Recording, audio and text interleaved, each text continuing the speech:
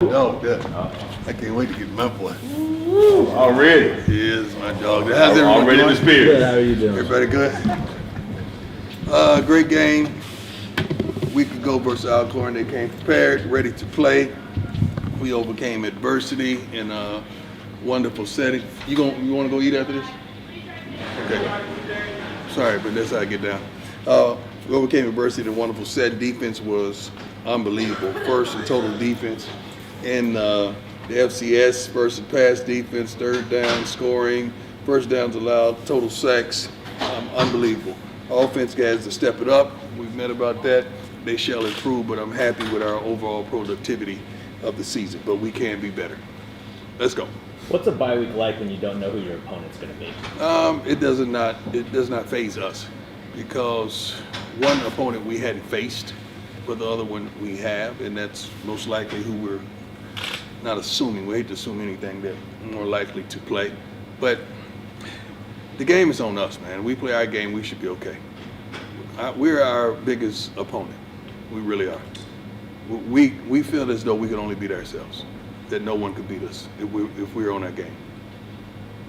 Coach, you told me after the Boombox Classic, no one in the locker room, not even anyone on the coaching staff, was looking towards the SWAC championship Right. because it wasn't set in stone yet. Right. But now that it is, and you do have this off week, what is the mentality going into it? Yes, you don't know what your opponent is. Well, but the mentality is to have a wonderful Thanksgiving and to spend time with those people who are meaningful to us, who blessed us, who we have love and respect and admiration for. Then once we get back, we'll resume our practice activities and lock in and focus. But right now, I really want those guys to be safe and sound and have and our ladies who help us on the equipment staff as well as the training staff to have a wonderful weekend. Then we'll get back to focus and business.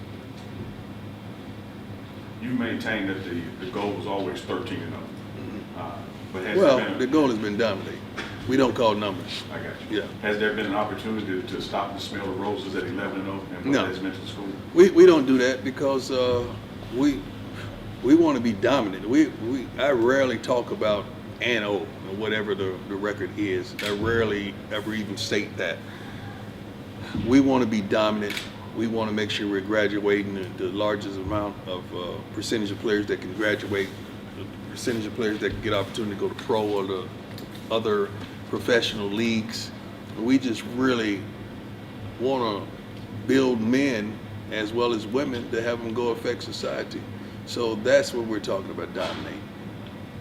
Coach, can you walk me through the last month for Travis Hunter? Obviously, I believe he missed 5 games with injury before coming back, and then has that coming out party on Saturday. What does he do for this team, and how have you kind of seen him progress as he's got more and more playing time? Travis is a great player. Travis was doing these type of things that you're now seeing him do in the spring. We just was competing against ourselves. Travis had that type of game in the spring game. You've seen that. That wasn't new to us. It was new to everyone out there. So what you're seeing now is an opportunity to watch how he practices. That's the way he goes about practice. Phenomenal human being as a young man, phenomenal athlete. He's a phenomenal player, and the best is yet to come. Were there any points throughout the season where you didn't think he would return for his freshman Never. year? Never. And then how do you kind of keep him focused on rehabbing and getting back to this point? Obviously, you know, young guy wants to play. Travis wants to be great. You don't have to keep a person focused that's focused. You don't have to inspire a person that's already inspired. Travis is that kind of guy. So you don't have to pep him up and build him up. Even when they caught balls on him, he didn't flinch. Travis don't flinch at all. I was trying to make sure I seen that fire and that passion still in his eyes, and he didn't flinch a bit. He is who they say he is. It started 8-0 for the first time in program history, and you talked about history for a good 2 to 3 minutes after that. Well, now here you are at 11-0, making more history. The goal is to keep making history after these next few games. Say you get to that point, what does this historical season mean for you and this program? I have no idea until we eclipse it. You guys always tell us about history. We don't know. I'm not one to say, oh, we do this, we got history. I don't know anything about that stuff. I'm being told that by Neely or anyone on the staff, but I don't know what history is. It seems like every time we play a game, something happens tremendously, and we're happy about that. We're happy about that, especially the way the defense is playing. I'm pretty sure history is somewhere in the making and in some realm of how they're participating right now. So this is a little off football, but I got a text from my mom saying, "Do you want to hear something funny? I'm reading a lot of material from Coach Prime. I really like his philosophy." Wow. I wonder why I see so much about him. And I said, probably because I post about him a lot. But she's a Mormon woman from Utah. Yeah. So think about what you're talking about off of football when you're talking about helping young men, young women, preaching to your team about just playing hard, being good people. How do you think that has just expanded nationally? And someone like my mother texts me out of nowhere Awesome. saying that. I don't know about the different religions or ideologies, or even when you talk about politics, but I do know people.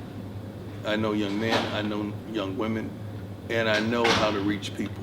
That's always been a tremendous gift. And for the fact that you're validating that we're reaching people, we are reaching people from Jackson, Mississippi, that's phenomenal. And that's a blessing for our social media as well. We don't have those extreme budgets that we could just hit a button and it goes, but we can with social media. We're good? Do it. My man. I got one more question. Yes, sir. Yes, sir. Obviously, John's not finished, but with everything that's happened this season in Jackson, water crisis, flooding, having to relocate, what has been your mindset and the team's mindset of facing adversity, not only on the football field, but obviously you've had all these other distractions? We want to embody what the city of Jackson is, and that's resilient. We want to continue to be resilient, focused, determined, with one particular goal at mind, is to give and deliver hope. And that's what we do. My dog. Yeah, I'll shoot it for you. Rob, you ready? I don't know. I ain't for nothing in my head. Never. It's a blessing.